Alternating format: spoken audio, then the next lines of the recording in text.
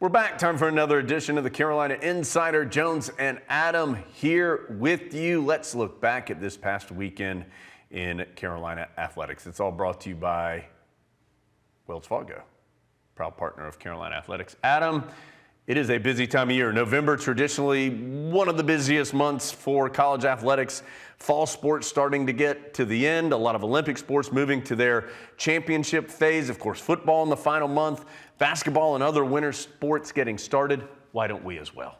Makes it more fun when the Tar Heels get a bunch of wins in all those sports.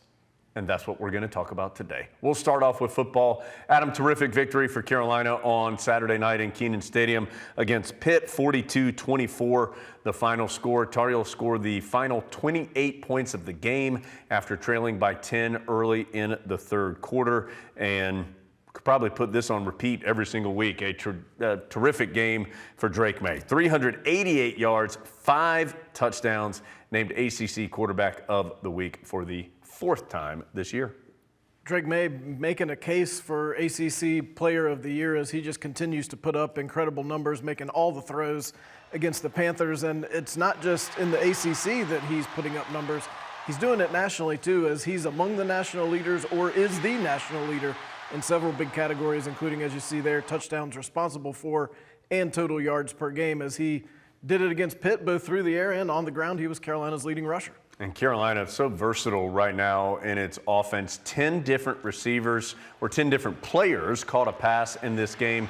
But Adam, no doubt the top two were Josh Downs and Antoine Green. Those two gentlemen combining for 21 receptions, 282 yards, and 4 touchdowns in this game. Antoine Green named the ACC Wide Receiver of the Week. He had career highs in both receptions and yards in this contest. And Adam, it's becoming a weekly deal now that these two are putting up huge numbers. And just like Drake May, they're putting up numbers that we haven't seen before. This is the first time Carolina's had 2 receivers go 100-plus yards in back-to-back games.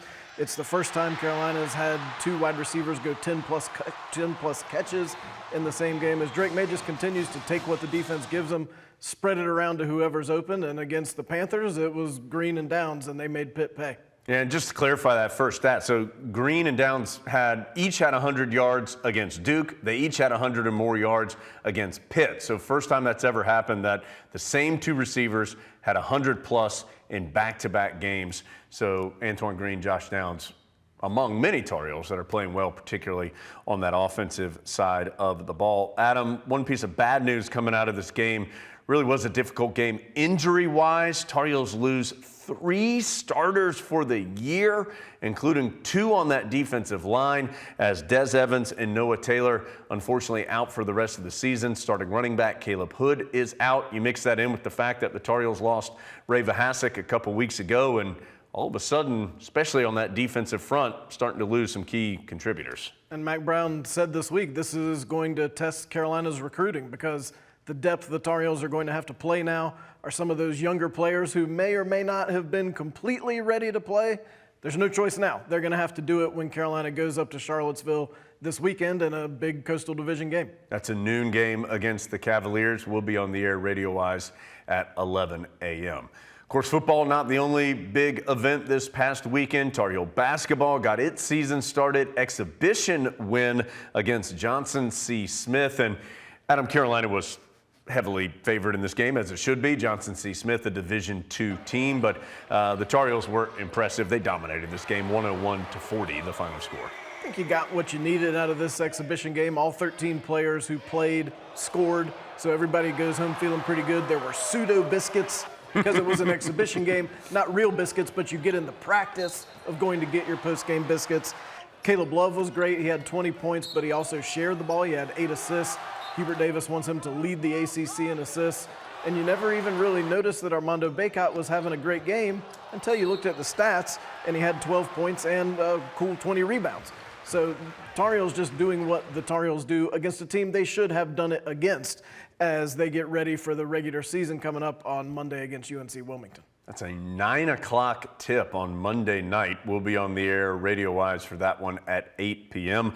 The women's season also right around the corner. They start Wednesday, so next Wednesday, so a little more than a week, 7 o'clock at home against Jackson State. And speaking of women's basketball, our guest here on the video pod this week is Anya Poole from Carolina's women's basketball team. Enjoyed talking to her. I think you'll enjoy that too. That comes out tomorrow through the Go Heels social channels. Of course, a lot going on. Let's start with field hockey. Adam, they are #1 in the polls, #1 in your heart. What is going on with the field hockey team? Tar Heels went over to Duke last week and closed out the regular season with a 2-0 win over the Blue Devils. That caps a 15-0 regular season for the team that's #1 in the country. And with that type of success, of course, you got all kinds of individual awards. Tar Heels basically sweep everything in the ACC. Erin Matson, Offensive Player of the Year. Her fellow upperclassman, Meredith Shoulder, Defensive Player of the Year. Carolina also wins Freshman of the Year. Riley Heck, who's had a great year, a couple hat tricks in her last 4 games, wins Freshman of the Year. And the coach who was the architect of all that, Karen Shelton, they gave her co-coach of the year. Jones can't have the Tar Heels winning everything. So Karen Shelton takes co-coach of the year. 5 Tar Heels are on first or second team All-ACC as the ACC tournament begins for Carolina tomorrow in Durham, with the Tar Heels needing to win 2 to win the ACC championship. The ACC tournament actually starts today. Carolina got the bye, doesn't start till tomorrow. The Tar Heels will play the winner of Boston College and Syracuse. Women's soccer finished up its regular season with a 2-0 win against Louisville. That earned the Tar Heels the ACC regular season title. That is number 25 in the history of the women's soccer program. They are the top seed in the ACC tournament. They'll face the 5th-seeded Duke Blue Devils. That's already into the semifinal round. Only 6 teams out of the 14 that play women's soccer make the ACC tournament, so it's already into the semifinals. Tar Heels will play the 5th-seeded Duke Blue Devils. That is Thursday in Cary. Those 2 teams did play this year, but it was a non-conference game. Don't even try to follow all of it. 3-0 Carolina won that game against Duke in the regular season. Again, they play Thursday in the semifinals of the ACC tournament. The men also moving on to the ACC tournament. They are the number 7 seed in that event. That means they get to host a first-round game. That comes tomorrow against 10th-seeded Boston College. The winner travels to Syracuse to play the 2nd-seeded Orange on the weekend. Carolina finishes the regular season 7 wins, 4 losses, 5 ties in ACC play, 2 wins, 2 losses, and 4 ties. Adam, that's not all, though. Volleyball moving into the latter portion of its regular season. No ACC tournament for them. And also cross country just competed in its ACC championships. Joe Segula's volleyball club was at home this weekend. They played a good top 10 Georgia Tech team on Friday and lost that one, but then came back Sunday, got a big win over Clemson. Anita Babick really playing well for the Tar Heels for the 3rd week in a row.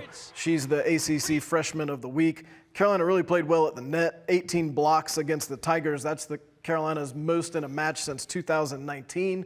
They're back on the road this weekend. They're headed to Notre Dame and Louisville.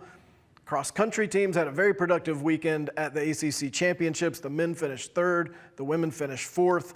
That's the 3rd straight top 5 finish for the women and the best finish for the men since 2014. Big individual news there is for the men. Parker Wolf finishes 2nd, wins the silver medal. That's the best individual finish for the men's squad since 1997, wow, which I think of as being a couple years ago, but in reality was 25 years ago. So a great finish for Parker, and 6 Carolina men and women made first team All-ACC.